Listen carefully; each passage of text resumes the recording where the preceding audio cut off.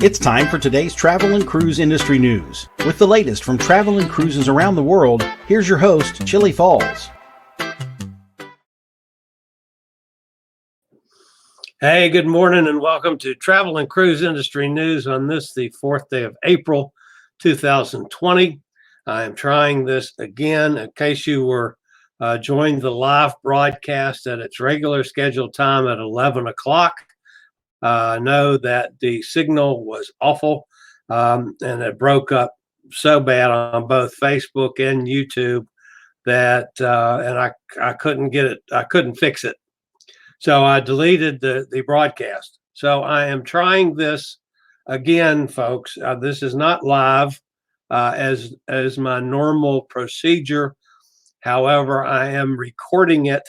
And then assuming that the signal goes through, as it appears at this point, at least it is, then I will upload this as a video to Facebook and to YouTube as soon as I finish with the broadcast. So we're going to try again, folks. And again, if you were around for that awful thing, all my regular guys were here this morning, Tom and Jason and Bonnie and Gretchen and everybody was in the audience. So again, I apologize. I know a number of you tried to bounce back and forth to get a better signal.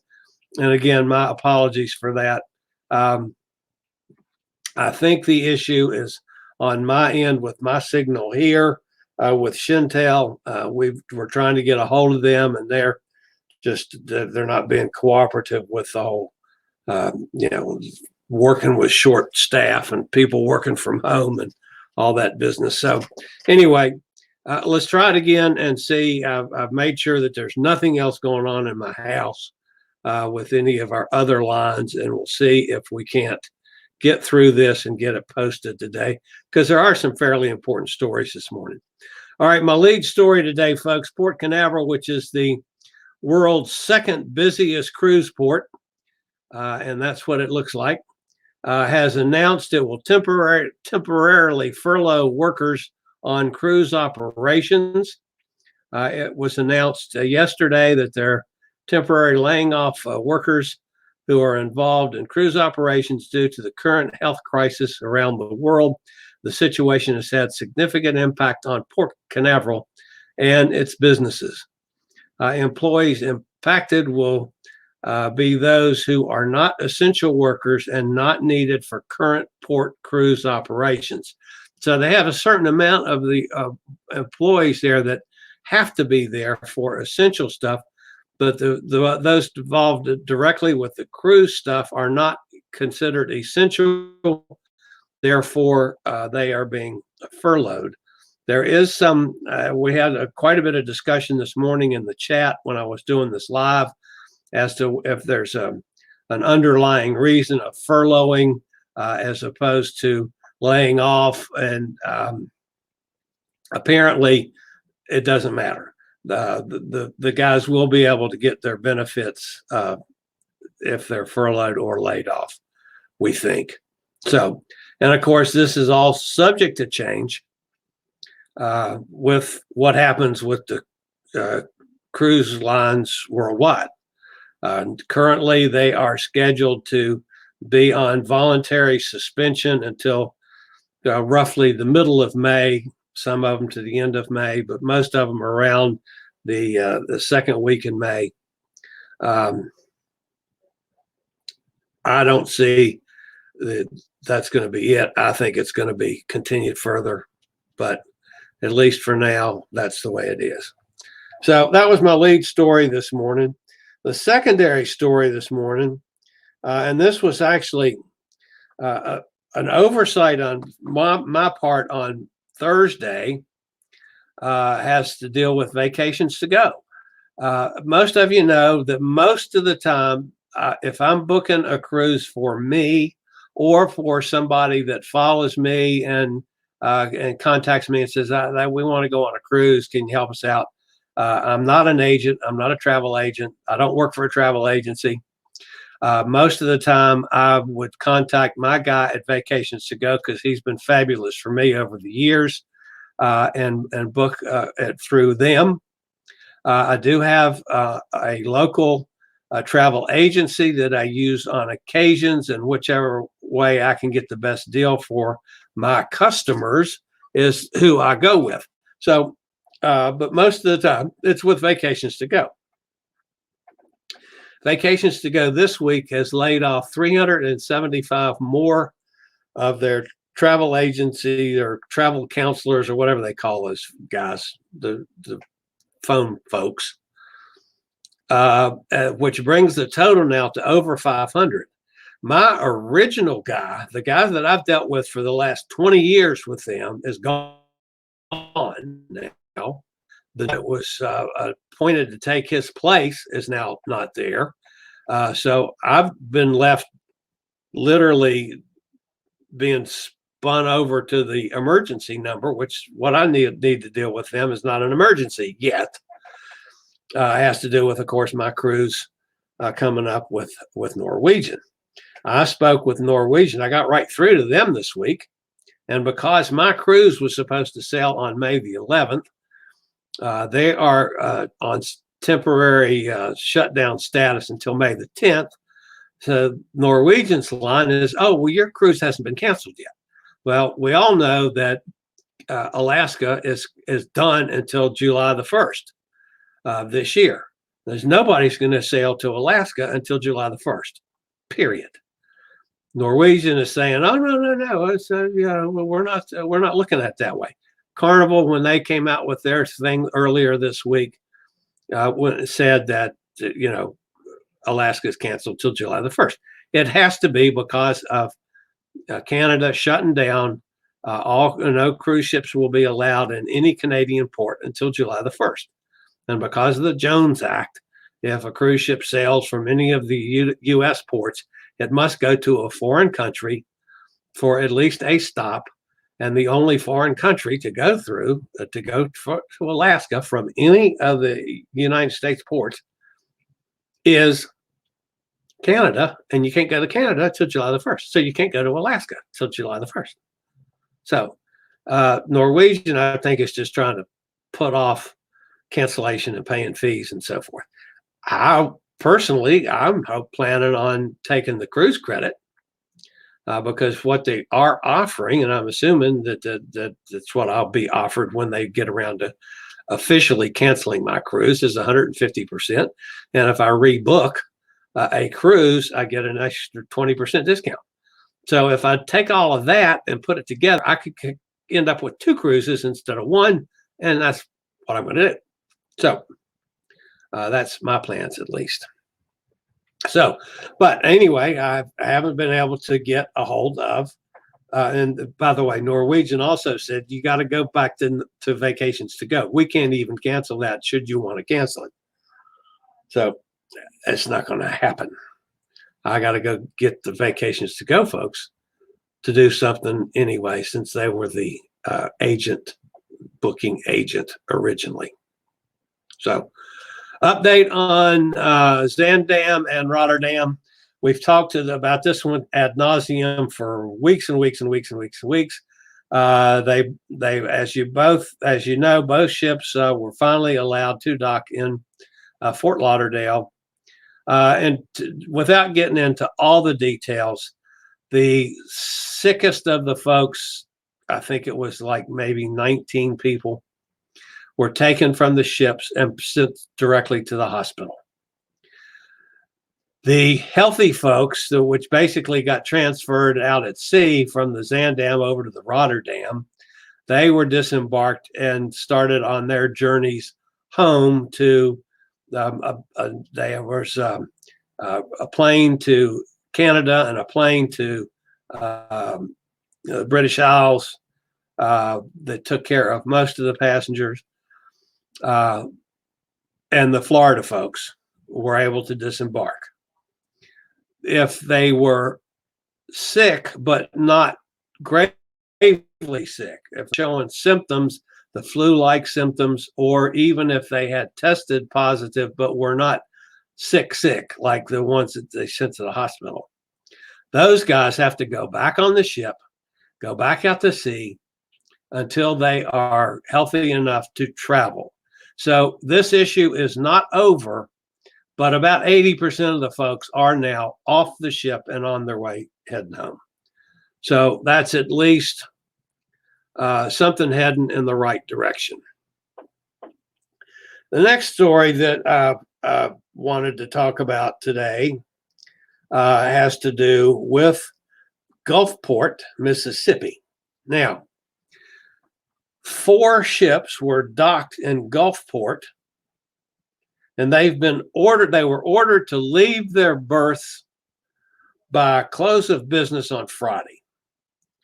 The news comes after Mississippi's governor issued a shelter-in-place order that went into effect at 5 p.m. yesterday and will last at least through April the 20th.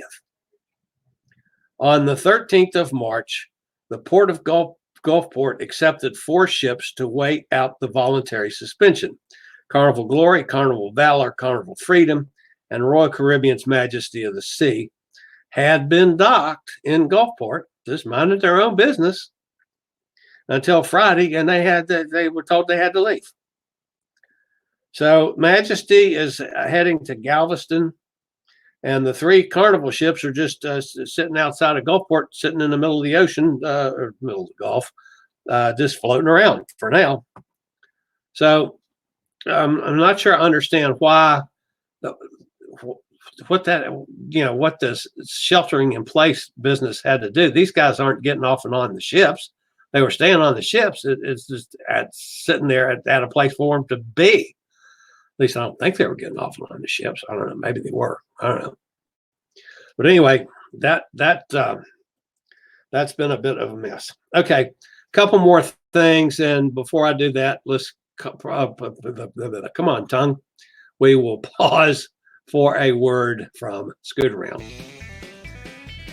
Do you have a bad back, bad hips, bad knees, or any other mobility issues? Think about Scootaround.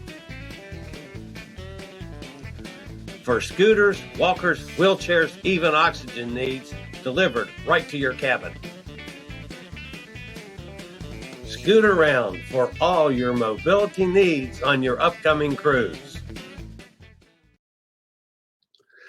Okay, back at it. I did a little dance here. No, I wasn't dancing. I can't dance. But anyway, from a personal standpoint, of course, we are sheltered in place here in Bedford County in Virginia. If you're new to this channel, as always, we appreciate it. We regularly do travel and cruise industry news. Our normal scheduled live broadcast is on Tuesday, Thursday, and Saturday mornings at 11 a.m. This will be going up as a video because we had the problem with the signal this morning, so it's not live. And my apologies for that. My apologies if you attempted to watch me earlier. But anyway, we do travel and cruise industry news Tuesday, Thursday, Saturday mornings at 11 o'clock. My interview shows are called Chillie Chats, and it's whenever I can interview somebody. We put those up, and those are usually live also. And then we regularly post videos on various facets of the travel and cruise industry. You can always subscribe to keep up with any of those. And the little bell notification down there in the lower right-hand corner, you'll be notified when I go live or when a new video goes up. So you can keep up with any of that stuff. And as always, we appreciate thumbs up. Tina Turtle, that's Tina Turtle back. Oops, I never can remember. I got to do it backwards. That's Tina Turtle back there behind me. Tina Turtle likes the thumbs up. Okay, she does. I don't care. You can give me a thumbs down. It doesn't matter to me. But Tina Turtle likes the thumbs up. So you don't want to get Tina Turtle upset. Anyway, enough of this. A couple more things to talk about this morning. The Diamond Princess. You remember the Diamond Princess, don't you? You haven't forgotten about that already. The Diamond Princess started this whole mess of business with the COVID-19 over there in Yokohama, Japan, and the passengers were quarantined at sea for what seemed like months. It was just awful. The Diamond Princess received a level 3 deep cleaning of the entire vessel, the highest level of cleaning for a cruise ship. The Japanese Ministry of Health and CTEH both monitored and approved the process. The cruise ship has been certified to sail and the quarantine lifted. So if you want to go get on the Diamond Princess right now, you can do that, folks. I don't think anybody wants to get on a cruise ship right now, but you could. There are no traces of COVID-19 on board the vessel. The cruise ship is currently at the shipyard in Yokohama Harbor, going through refurbishment, including replacing all of the mattresses. So it's going to have all new mattresses. Yeah, that was one of the things that I wondered about. I understand how solid surfaces can be cleaned. I mean, I'm not dumb enough to be confused about that. But I thought about the softer surfaces, like mattresses. Would there be a long-term effect from that? Well, apparently there was, and so they're all being replaced. So that's the Diamond Princess. The other thing is the Coral Princess is one of those things that still is kind of like the Zaandam, almost a similar circumstance. They got some folks sick on board the vessel. It is heading toward Fort Lauderdale with the hopes of doing the same thing they did with Zaandam, maybe getting the rest of the passengers off the Coral Princess and get the sick people, the sickest of the sick, to the hospital, and the rest of them retained at sea until they get healthy enough to travel. That was the agreement that Fort Lauderdale folks reached with the Zaandam and Rotterdam, with the governor's approval, and President Trump was involved. And I mean, there were a lot of people involved to get those poor people off the ship to start with. You got another situation with the Coral Princess, much the same. She's supposed to get into Fort Lauderdale sometime today, but there's not an agreement in place for that ship like there was for the Zaandam. So who knows? She might just be sitting outside the harbor there at Fort Lauderdale for a while, Port Everglades, actually, for a while. So I'm not sure how that one's going to end yet, but we shall see. So that wraps up the news for today. Again, my apologies if you've been around and going through this headache with the signal this morning. I am going to, in the next few minutes here, I will try to process this as a video and get it up. And if you get to see it, then I'll be thankful for that. And if not, I apologize for the headaches of this morning. So that's it for today. This is Chillie, the Fat Travel Guy. I'll see you on Tuesday morning for my next scheduled broadcast, or if something major happens between now and then.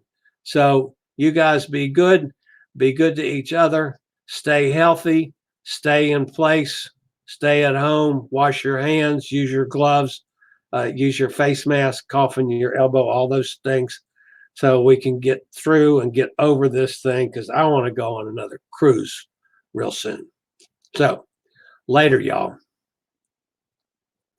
Thank you for watching today's travel and cruise industry news. Join us every Tuesday, Thursday, and Saturday morning at 11 a.m. Eastern for another episode. Travel and Cruise Industry News is a production of Chillie's Cruises.